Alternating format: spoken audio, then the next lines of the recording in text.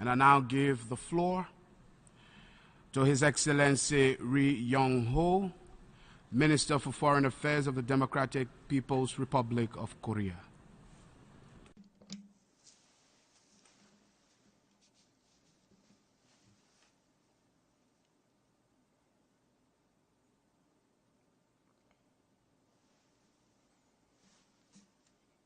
Mr. President, first of all, allow me to congratulate Your Excellency Mr. Miroslav Lajčák on your election as the President of the 72nd session of the United Nations General Assembly. I look forward to successful outcome of the present session under your able guidance. Before going into the main points in my debate, I feel forced to make comments on the speech uttered 4 days ago by someone called the US President that rendered this sacred UN arena tainted. Since Trump uttered such reckless and violent words provoking the supreme dignity of the Democratic People's Republic of Korea at this very platform, I think it is fair enough for me to make a response in the corresponding tone. During his 8 months in power, he has turned the White House into a noisy marketing place full of crackling sounds of abacus beats, and now he has tried to turn the UN arena into a gangster's nest where money is respected and bloodshed is the order of the day. The absurd reality that a person like Trump, a mentally deranged person full of megalomania and complacence, the person who is chastised even by American people as Commander-in-Grief, Lion King, President Evil, is holding the seat of the US President, and the dangerous reality that the gambler who grew old using threats, frauds, and all other schemes to acquire a patch of land holds the nuclear button. These are what constitute the gravest threat to the international peace and security today. Due to his lacking of basic common knowledge and proper sentiment, he tried to insult the supreme dignity of my country by referring it to a rocket. By doing so, however, he committed an irreversible mistake of making our rocket's visit to the entire US mainland inevitable all the more. None other than Trump himself is on a suicide mission. In case innocent lives of the US are harmed because of this suicide attack, Trump will be held totally responsible. The respected supreme leader of the DPRK, Comrade Kim Jong-un, stated, "As a man representing the DPRK and on behalf of the dignity and honor of my state and people and on my own, I will make the man holding the prerogative of the supreme command in the US pay dearly for his speech calling for totally destroying the DPRK." Trump might not have been aware what is uttered from his mouth, but we will make sure that he bears consequences far beyond his words, far beyond the scope of what he can handle, even if he is ready to do so. Mr. President, focusing on people, striving for peace and a decent life for all on a sustainable planet, this is the theme of the current session. For all countries and people to enjoy peace and a decent life, it is imperative to realize genuine international justice before anything else. Realizing international justice is one of the main missions of the United Nations. Mr. President, Article 1 of the UN Charter stipulates to bring about by peaceful means and in conformity with the principles of justice and international law, adjustment or settlement of international disputes or situations which might lead to a breach of the peace. Due to high-handedness and arbitrariness of one particular big power, however, at present, the purpose and principles of the UN Charter and other established basic principles of international relations are now wantonly ignored in the UN arena. Abnormal acts justifying and legitimatizing high-handedness and arbitrariness and acts of violating truth and justice are connived at or tolerated. The most rampant violation of international justice can be seen on the Korean Peninsula. Unprecedented acts of injustice, such as imposing harsh sanctions on a victim for the reason that the victim choose to stand up to the offender, are openly committed in the name of the UN. The essence of the situation on the Korean Peninsula is a confrontation between the DPRK and the US, where the former tries to defend its national dignity and sovereignty against the latter's hostile policy and nuclear threats. The United States is the country that first produced nuclear weapons and the only country that actually used it, massacring hundreds of thousands of innocent civilians. It is the US that threatened to use nuclear weapons against the DPRK during the Korean War in 1950s and first to introduce nuclear weapons into the Korean Peninsula after the war.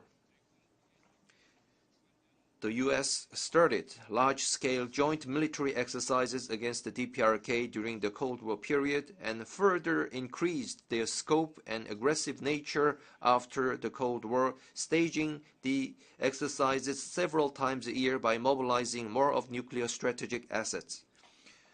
What else could be a bigger threat than the violent remarks such as pouring fire and fury, total destruction, coming from the top authority of the world's biggest nuclear power?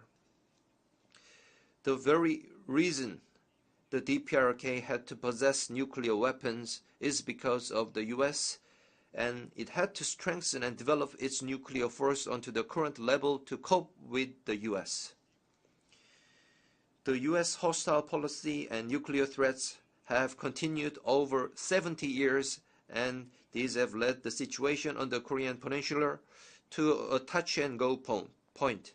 But in the United Nations, unjustifiable resolutions which illegalize justice as injustice are randomly adopted due to the high-handedness of the US.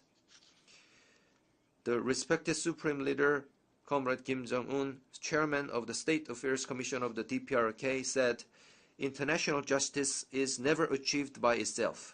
It can only be achieved when the anti-imperialist independent countries are strong enough. Unless true international justice is realized, the only valid philosophical principle is that force must be dealt with force and nuclear weapons of tyranny must be dealt with nuclear hammer of justice. The possession of nuclear deterrence by the DPRK is a righteous self-defensive measure taken as an ultimate option pursuant to this principle. Recently, the DPRK has successfully conducted ICBM mountable H-bomb test as a part of the efforts to achieve the goal of completing the state nuclear force. With this, the DPRK has entered a phase of completing the state nuclear force in accordance with its line of simultaneous development of the economy and the nuclear force.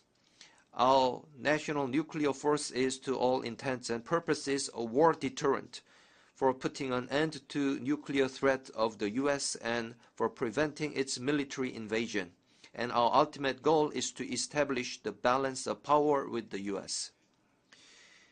Distinguished delegates of all countries attending this session are aware of the fact that the DPRK, unlike other nuclear weapon states, made public every time to the world the test process and its result in all stages of the development and advancement of its nuclear force.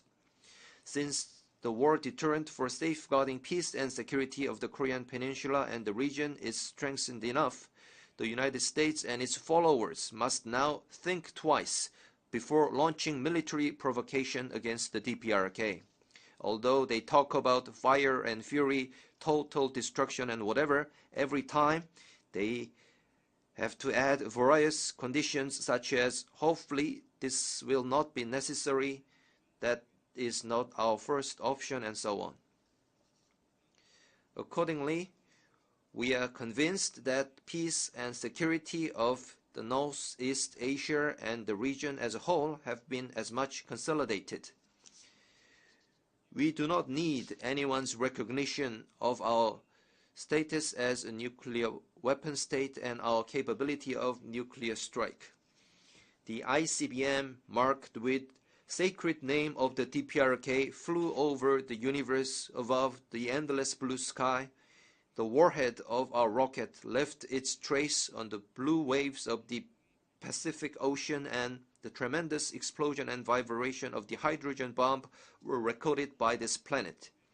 Although our decision to possess nuclear weapons was an inevitable option forced by the United States, it resulted in our country achieving the status of nuclear weapon state and a rocket power, and this prestige has now become an immortal destiny of the DPRK.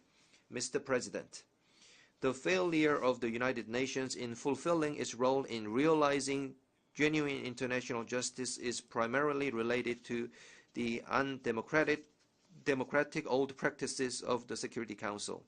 It is none other than the Security Council which disregards the UN Charter from the very first article and only acts in pursuit of the will and interest of its permanent member states.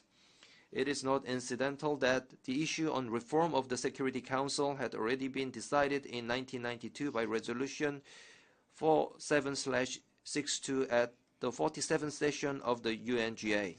Since then, the UNSC reform issue has been discussed at the UNGA every year during the past 25 years, but without any progress at all. This fact itself clearly shows how deeply the current prominent members are obsessed in their anachronistic vested interests. One permanent member alone can veto the general will of over 190 UN member states. Such an undemocratic UN organ is the Security Council. At this forum, I would like to once again remind all the distinguished delegates of the unjust and unfair nature of the resolutions adopted by the Security Council against the DPRK. First, the Security Council fabricated illegal and double-standard resolutions which only prohibit the satellite launch of the DPRK in violation of the international law prescribing peaceful use of outer space as a sovereign right of every state, and without taking any issue with all other satellite launching countries. Second, the Security Council cooked up illegal and double-standard resolutions which arbitrarily prohibit only the nuclear tests of the DPRK, although nuclear test strictly belongs to the sovereignty of every state, since the international law on prohibition of nuclear test has not yet entered into force, and there are countries that conducted many more nuclear tests. Third, the Security Council condemned the development of nuclear weapons by the DPRK as a threat to international peace and security, and on that basis fabricated illegal and double-standard resolutions in contravention of Article 51 of the UN Charter, which recognizes the right to self-defense of every state, and without calling into question the other countries that kept on developing latest nuclear weapons of various kinds. The reason these unjust and unfair resolutions continue to be adopted is that the permanent members of the Security Council, all nuclear powers, have common interest in maintaining their monopolistic nuclear status. The permanent members of UNSC are talking much about non-proliferation of nuclear weapons, But viewed from the aspect of nuclear non-proliferation, the DPRK's possession of nuclear weapons is a righteous self-defensive measure. Actually, the international agreement on nuclear non-proliferation was possible because the nuclear weapon states had made the promise not to threaten non-nuclear weapon states with the nuclear weapons. Article 10 of the NPT stipulates that each party shall have the right to withdraw from the treaty if it decides that its supreme interests have been jeopardized. This article recognizes that the supreme interests of states are above the nuclear non-proliferation. After all, the U.S. itself impeded the international efforts for nuclear non-proliferation by not giving up the nuclear threat against the DPRK, but rather compelling the latter to possess nuclear weapons. This eloquently shows that the anti-DPRK resolutions are not based on any established principles and that they are nothing less than the products of undemocratic old practices of the Security Council and the conspiracy and collusion of the forces obsessed only in their vested interests. The U.S. claims that the DPRK's possession of H-bomb and ICBM constitutes a global threat, even at the UN arena. But such claim is a big lie, which is just tantamount to the notorious big lie faked up by the U.S. in 2003 about the existence in Iraq of weapons of mass destruction in order to invade that country. The Democratic People's Republic of Korea is a responsible nuclear weapon state. We will take preventative measures by merciless preemptive action in case the U.S. and its vessel forces show any sign of conducting a kind of decapitating operation on our headquarters or military attack against our country. However, we do not have any intention at all to use or threaten to use nuclear weapons against the countries that do not join in the U.S. military actions against the DPRK. The U.S. is resorting to an intrigue of condemning the DPRK's nuclear possession as a global threat in order to find a pretext for coercing other UN member states into implementing the anti-DPRK sanctions resolutions. This is a sneaky and selfish attempt by the U.S. to avoid its responsibility for the nuclear issue of the Korean Peninsula and to pursue its own interests by using and sacrificing other countries that have nothing to do with the issue. The DPRK government made a request to the UN Secretariat that a forum of international law experts be organized to assess legal grounds and lawfulness of the UNSC resolutions, but we have not heard anything from the Secretariat for 9 months already.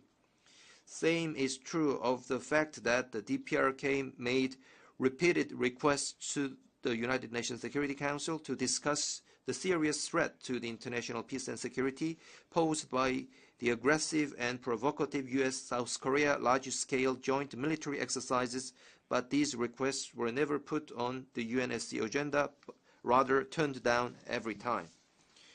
The UN Charter stipulates that the members of the United Nations accept and carry out the decisions of the Security Council.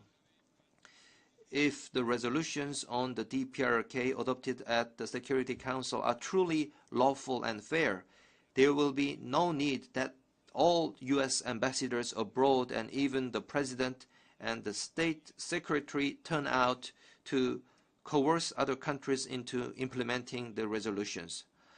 Furthermore, there will be no need for the U.S. to bring its stooges like South Korea and Japan into this. The UN member states should not yield in to pressure of an individual big power in dealing with the UNSC resolutions, but make an independent judgment on lawfulness, impartiality, and morality of the resolutions and contribute to promoting reform of the UNSC by further raising their voices against high-handedness and arbitrariness. Mr. President, the U.S. had put sanctions against our country from the very first day of its foundation, and the over 70-year-long history of the DPRK can be said, in a sense, a history of struggle persevering along the road of self-development under the harshest sanctions in the world. Through such a prolonged and arduous struggle, now we are finally only a few steps away from the final gate of completion of the state nuclear force. It is only a forlorn hope to consider any chance that the DPRK would be shaken an inch or change its stance due to the harshest sanctions by the hostile forces. The day will certainly come in the near future when we settle all damages inflicted to our peaceful economic development and improvement of the people's livelihood and all the sufferings imposed on our innocent women, children, and the elderly by the heinous and barbaric sanctions against our republic. The DPRK already organized a National Damage Investigation Committee to make comprehensive study of total damages inflicted on our republic by all kinds of sanctions. This committee will thoroughly investigate and compile all physical and moral damages imposed upon the DPRK by the U.S., its followers, and also by those countries that submitted to the U.S. coercion. When this racket of sanctions and pressure reaches a critical point, thus driving the Korean Peninsula into an uncontrollable situation, investigation results of this committee will have a huge effect in holding those accountable.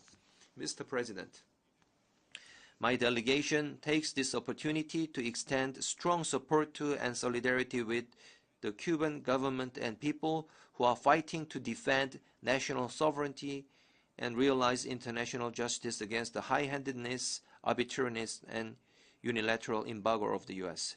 We also express strong support to and solidarity with the government and people of Venezuela who are fighting to defend the national sovereignty and the cause of socialism. The unjust and contemptible acts such as turning a blind eye to the heinous acts of Israel while condemning in every manner only the Syrian government fighting to protect its national sovereignty and security should not be tolerated any longer.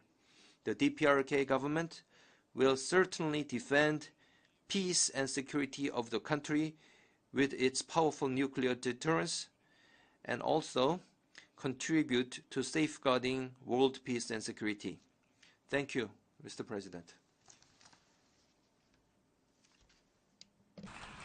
I thank the Minister for Foreign Affairs of the Democratic People's Republic of Korea.